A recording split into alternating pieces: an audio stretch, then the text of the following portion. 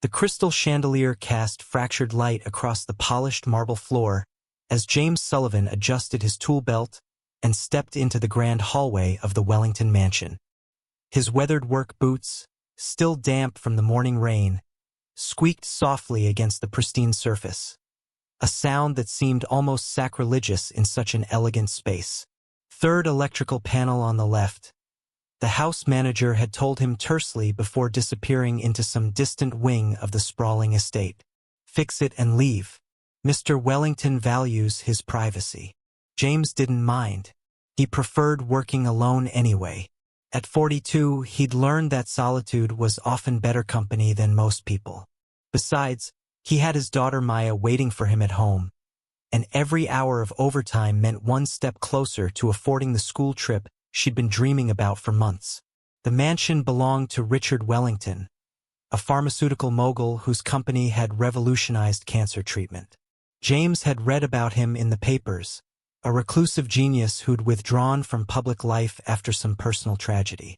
The kind of man who lived in a house with 23 rooms but occupied maybe 3 of them.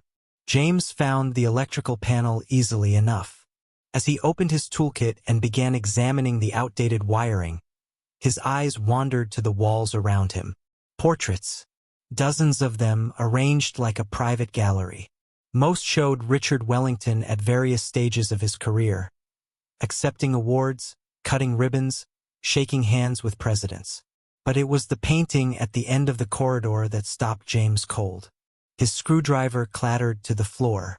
The portrait was enormous, nearly 6 feet tall, painted in oils that seemed to glow even in the dim hallway light. A young woman, perhaps 25, with auburn hair cascading past her shoulders.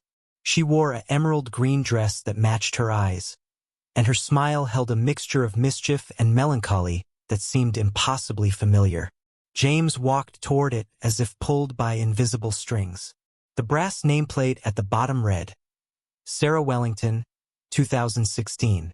But that was impossible, because the woman in this painting, this Sarah Wellington, looked exactly like someone James knew. Someone he saw every single day at Riverside Community Hospital. Claire, he whispered. Claire Anderson worked in the hospital's physical therapy department. She'd been there for 8 years, ever since the facility had found her unconscious by the highway with no memory of who she was or where she'd come from. Severe head trauma, they'd said. Retrograde amnesia. No identification, no missing person reports that matched. Nothing. The hospital had given her a name, Claire, after the nurse who'd found her, and a job, and slowly, carefully, she'd built a life from absolutely nothing. James had befriended her 3 years ago when Maya had broken her arm falling off the monkey bars. Claire had been Maya's therapist, patient and kind, making exercises feel like games. Afterward, they'd kept in touch.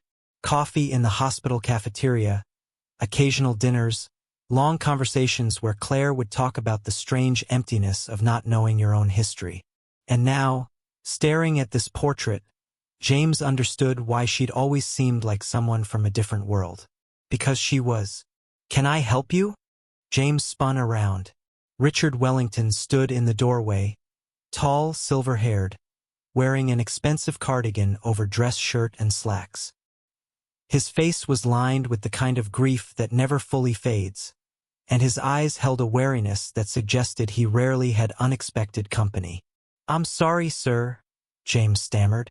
I was just, the electrical panel is right here and I saw the portrait and what? Richard's voice was sharp. James took a breath. This was insane. He was about to upend this man's entire world based on a resemblance. But looking at the portrait again, at the exact curve of the smile, the distinctive way the left eyebrow arched slightly higher than the right, the small mole just above the collarbone, he knew he was right. Sir, I know this is going to sound crazy, but I think I know where your daughter is. The change in Richard Wellington was instantaneous and terrifying. His face went from stern to desperately hopeful in the space of a heartbeat. He gripped the doorframe as if his legs might give out. What did you say? The woman in this portrait, Sarah. She's at Riverside Community Hospital. She's been there for 8 years working as a physical therapist. She goes by Claire Anderson because she doesn't remember her real name. She doesn't remember anything. Richard moved forward so fast James instinctively stepped back. The older man's hands were shaking as he reached out, not to grab James, but to steady himself against the wall. Riverside? That's 300 miles from here. Yes, sir. She was found on Highway 47, unconscious, with severe head injuries. No ID. The hospital tried everything to identify her. But I was looking in all the wrong places, Richard finished, his voice breaking. I searched everywhere, hired investigators, offered rewards. I thought she'd left the country. I never imagined she was so close. He pressed both hands to his face, and James watched as 8 years of grief and hope and despair crashed over him like a wave. How do you know her? Richard finally asked, lowering his hands to reveal tears streaming down his face. A person, sir. Kind, patient, brilliant at what she does. Everyone at the hospital loves her. Tell me everything, Richard said hoarsely. Please, tell me about my daughter. I'm a maintenance worker at the hospital. My daughter Maya, she's 11, broke her arm a few years ago, and Claire was her physical therapist. We became friends. James paused, choosing his words carefully. She's an incredible. They moved to Richard's study, a room filled with leather-bound books and photographs. James sank into a chair that probably cost more than his car while Richard poured himself a drink with hands that still trembled. 8 years, Richard said quietly. 8 years. She's been 300 miles away. Can you tell me what happened? James asked gently. How she disappeared. Richard sat heavily behind his desk and pulled out a folder. Clearly something he'd looked at thousands of times, judging by the worn edges. Sarah was my only child, he began. My wife died when Sarah was 16. Cancer. After that, it was just the two of us. I threw myself into work, built Wellington Pharmaceuticals into what it is today. I told myself I was doing it for her, securing her future. He opened the folder to reveal newspaper clippings, police reports, private investigator summaries. But the truth is, I was running from grief, and Sarah paid the price. By the time she was 24, we barely knew each other. I was always traveling, always in meetings. She graduated from medical school, wanted to do humanitarian work in developing countries. I told her she was wasting her potential. Richard's voice cracked. We had a terrible fight. I said awful things. Told her she was being naive, that she didn't understand how the real world worked. She told me I'd forgotten what really mattered in life. He pulled out a photograph. Sarah standing in front of a medical school building, wearing scrubs, her face glowing with purpose. She left that night. Took her car, some clothes, maybe $5,000 from her savings. I thought she'd come back in a few days after she'd cooled off. But days turned into weeks and weeks into months. Her car was found abandoned at a gas station in Millbrook. That's about 200 miles from here. After that, nothing. She must have continued on foot or hitchhiked, James said softly. And somewhere along Highway 47, something happened. An accident? The doctors think so. She had a skull fracture, broken ribs, internal bleeding. Someone found her unconscious by the roadside and called 911. But she had no identification, no phone. And when she woke up months later, she had no memory. Richard stood and walked to the window, staring out at manicured gardens that suddenly seemed meaningless. For 8 years, I've blamed myself. Every single day. I've walked through this house calling her name, half crazy with grief. I've funded missing persons organizations, helped other families find their children, hoping that somehow, some way, I'd find mine. You can find her now, James said. She's alive, Mr. Wellington. Your daughter is alive.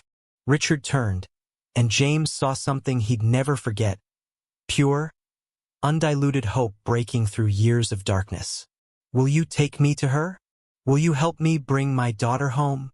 James called the hospital from Richard's study, his heart pounding. Physical therapy department, this is Claire. Her voice, warm, familiar, hit him with new weight now that he knew who she really was. Hey Claire, it's James. James, how's the fancy mansion gig going? Fixed any solid gold electrical panels yet? He smiled despite his nerves. Listen, I need to talk to you about something important. Something I discovered today. The levity left her voice. Okay, what's wrong? Nothing's wrong. Actually, something's very, very right. But it's going to sound insane. James, you're scaring me.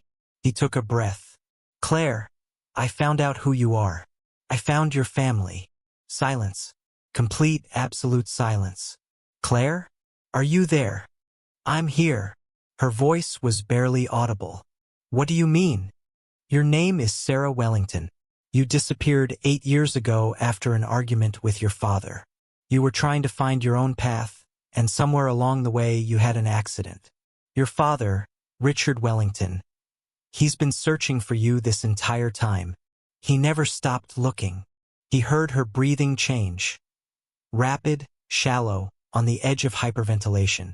How do you know this? I'm at his house right now doing electrical work. There are portraits of you everywhere. It's you, Claire. Same eyes, same smile, even the same small scar on your chin. The timeline matches perfectly. I have a father. Her voice broke on the word. I have family. Yes, and he wants to see you.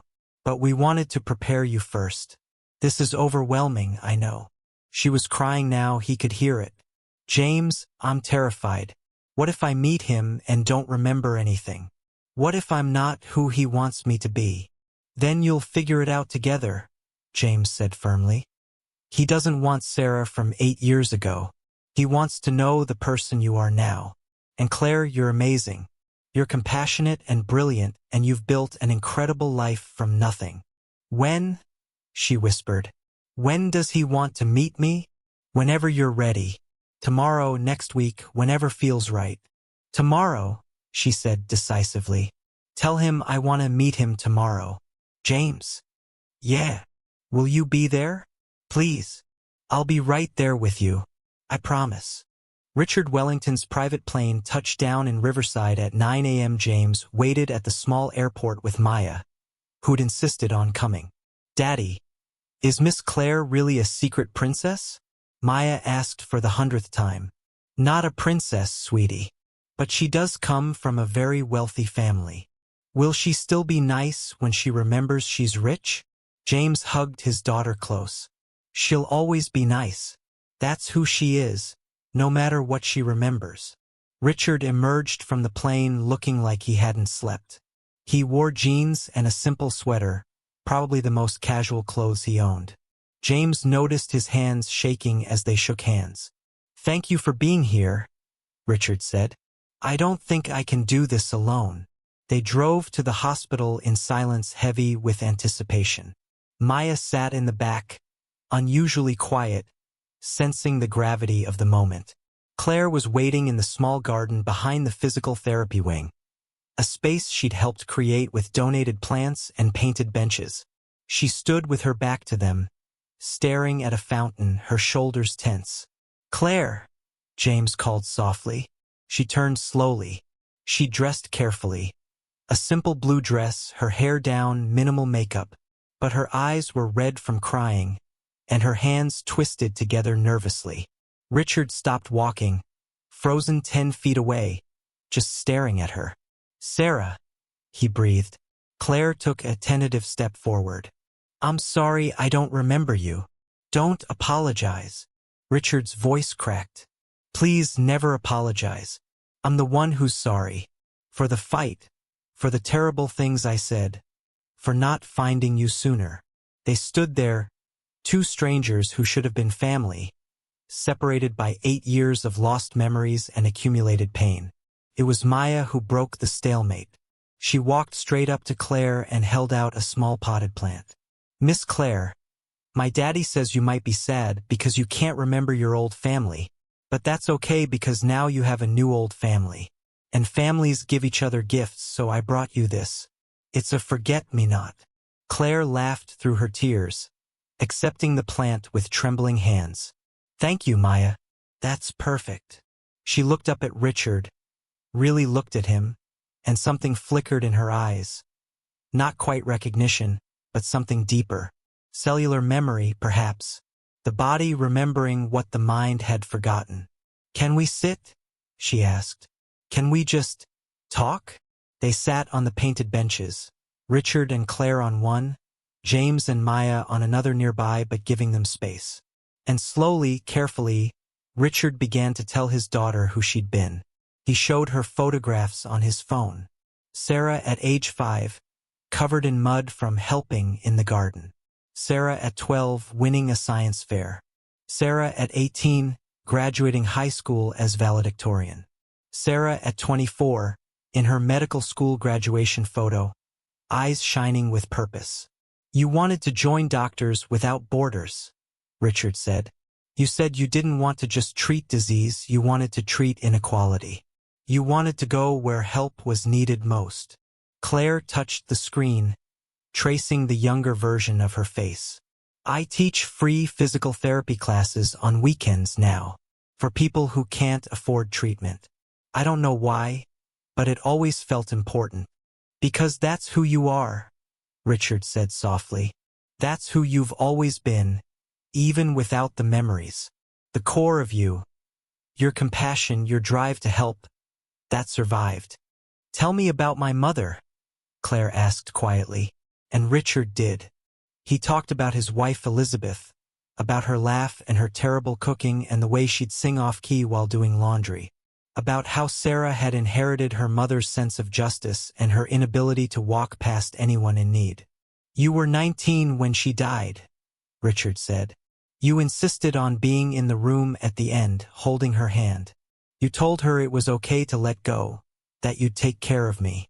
And you tried. God. You tried so hard to keep our family together while I fell apart. I'm sorry I left you alone, Claire whispered. I'm sorry I gave you no choice, Richard replied. I'm sorry I was so obsessed with my grief that I couldn't see yours. I'm sorry I tried to control your future instead of supporting your dreams. They talked for hours. Richard told stories, showed videos, shared memories. Some sparked nothing in Claire's mind. Others triggered fleeting sensations, a familiar smell, a sense of déjà vu, the ghost of an emotion. I remember a song, Claire said suddenly.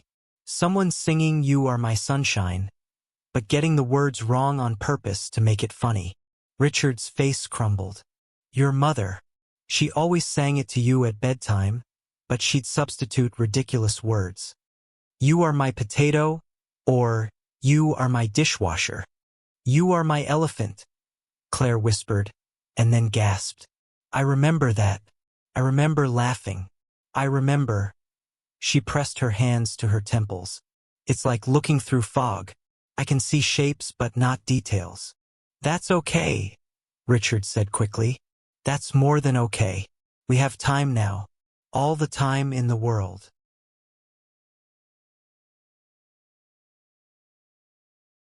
Over the following weeks, a routine developed.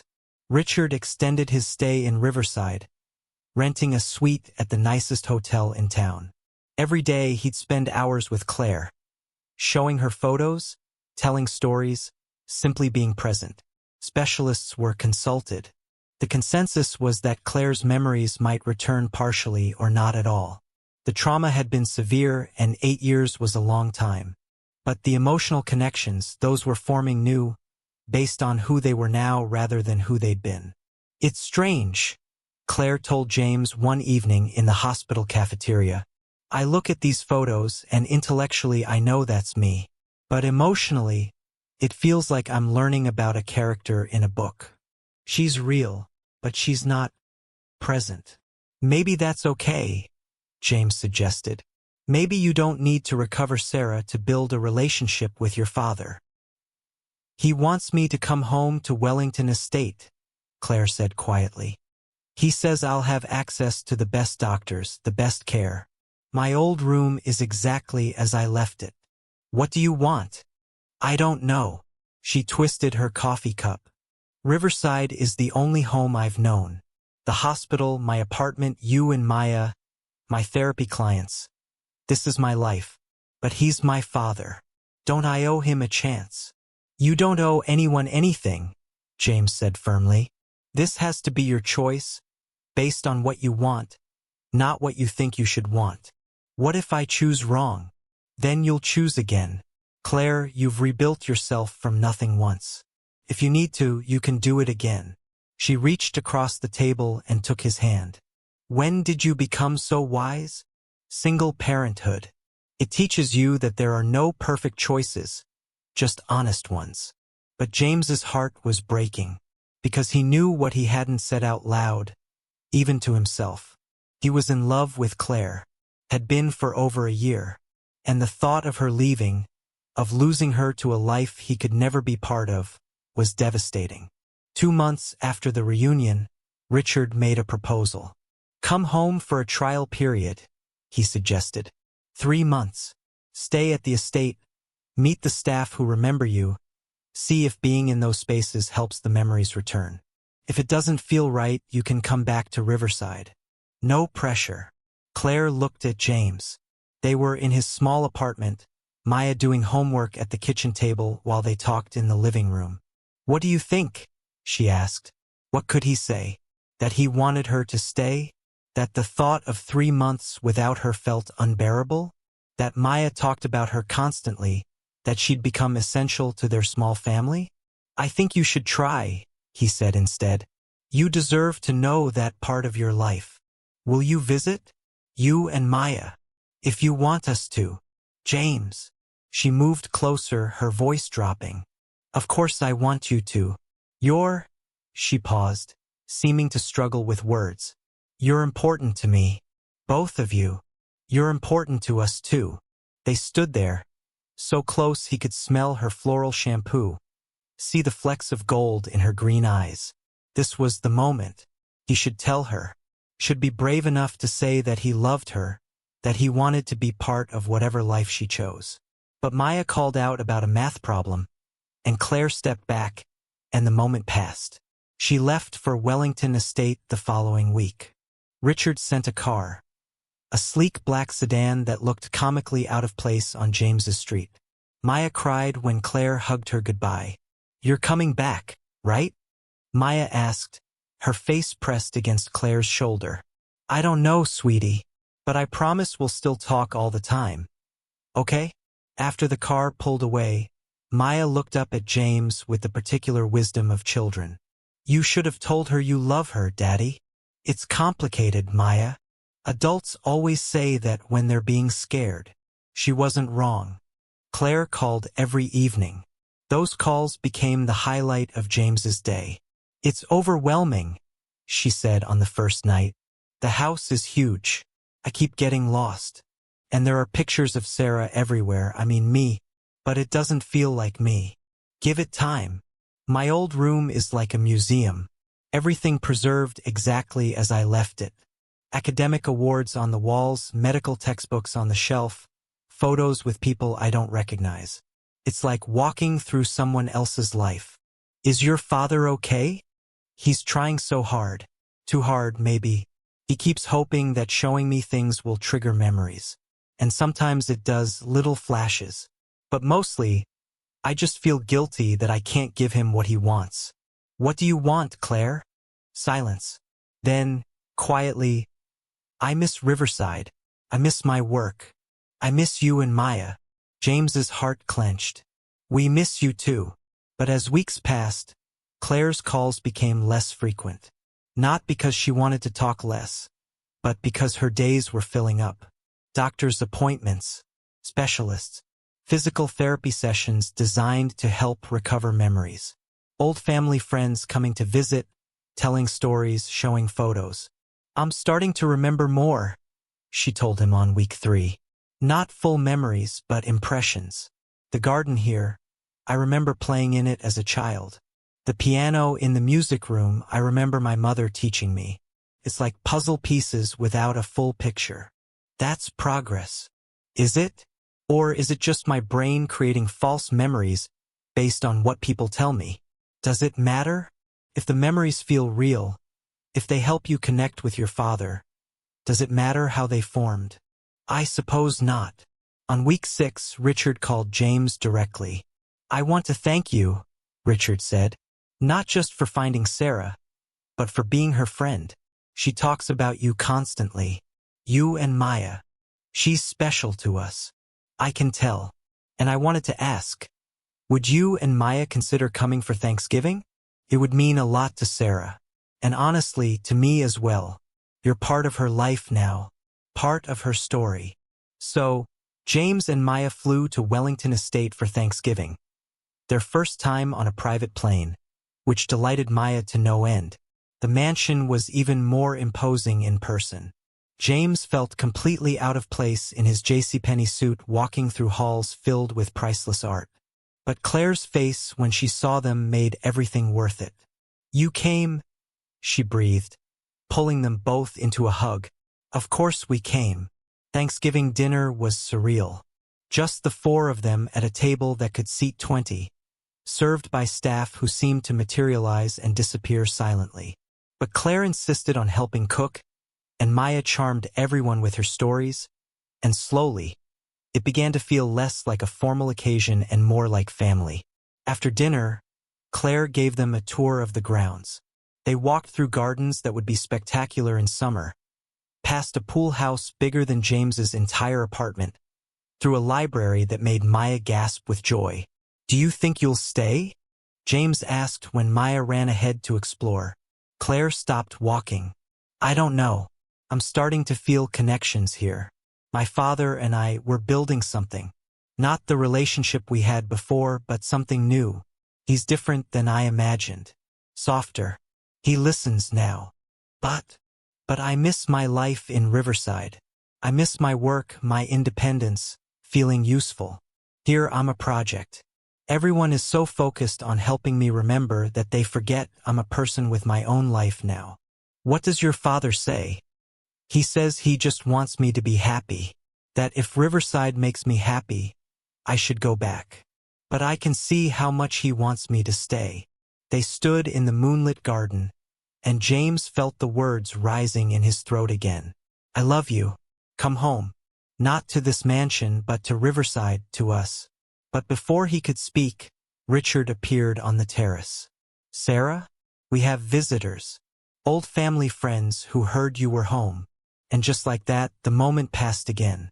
3 months became 4, then 5. Claire was remembering more: childhood summers, high school graduations, her mother's final days. But adult memories remained elusive. She didn't remember medical school, didn't remember the fight with her father, didn't remember leaving. "Maybe that's a blessing," she told James on one of their now weekly video calls. Maya was already asleep, so they talked late into the night like they used to in the hospital cafeteria. "How so?" "I get to rebuild my relationship with my father without the baggage of our past mistakes. We're both different people now. He's learned to listen, to respect boundaries. And I'm learning who I am when I'm not defined by memory loss." "That sounds positive." "It is. But James," she paused, "I've been accepted to the teaching program at Riverside Community College. I applied months ago before I knew who I was.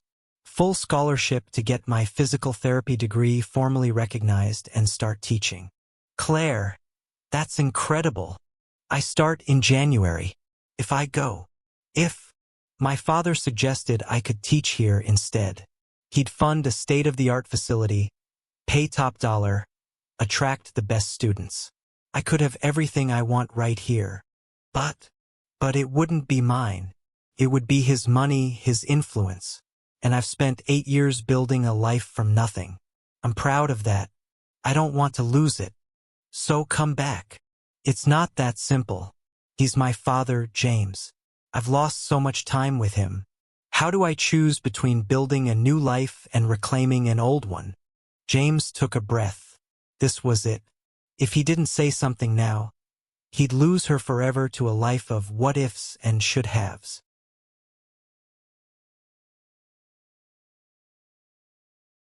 Claire, I need to tell you something. I should have said this months ago, but I was scared. I'm still scared. But you deserve to know. James, what's wrong? Nothing's wrong. Everything's right, actually. Claire, I love you. I've loved you for over a year. And I know I'm just a maintenance worker with nothing to offer compared to this life. But I love you. And Maya loves you. And if you come back to Riverside, it won't just be for school. You'll be coming home. To us. Silence. Complete, terrible silence. Claire, I love you too, she whispered. I've been trying to figure out how to tell you. I thought maybe these feelings were just nostalgia for my Riverside life. But James, when I'm there at the estate surrounded by everything I could possibly want, I still feel empty. Because you're not there.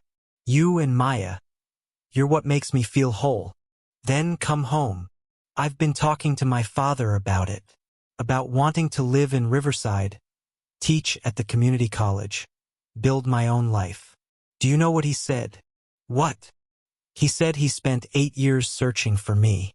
And now that he's found me, the last thing he wants is to lose me again by trying to make me into something I'm not. He said if teaching in Riverside makes me happy, then that's where I should be. He really said that? He did. And then he said that if there's someone special in my life, he was very pointed about that. He hopes I'm smart enough not to let them go. James laughed, feeling lighter than he had in months. So what are you saying? I'm saying I want to come home, to Riverside, to my job at the hospital, to my teaching program, to you and Maya. I'll visit my father regularly. He's offered to arrange flights whenever I want. But my life, my real life, is there. When? Next week. Classes start in January. But I want time to settle back in. James. Yeah. I'm scared.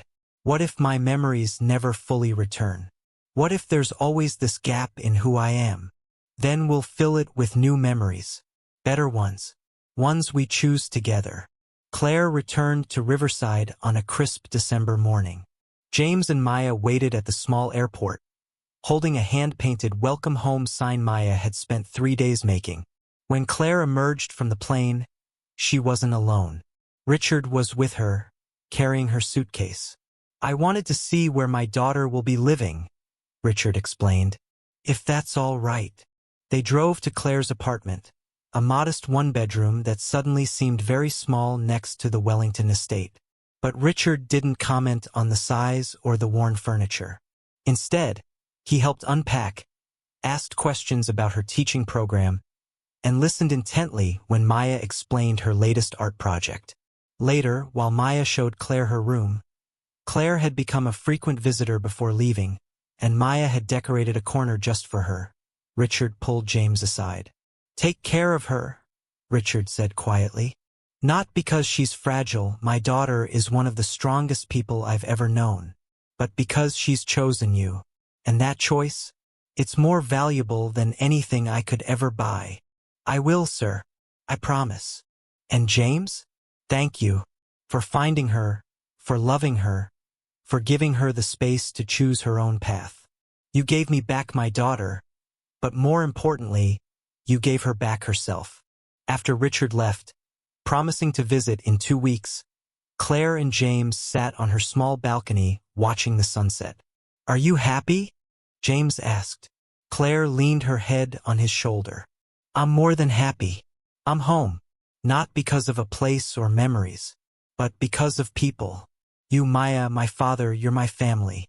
Everything else is just details. Your father is remarkable.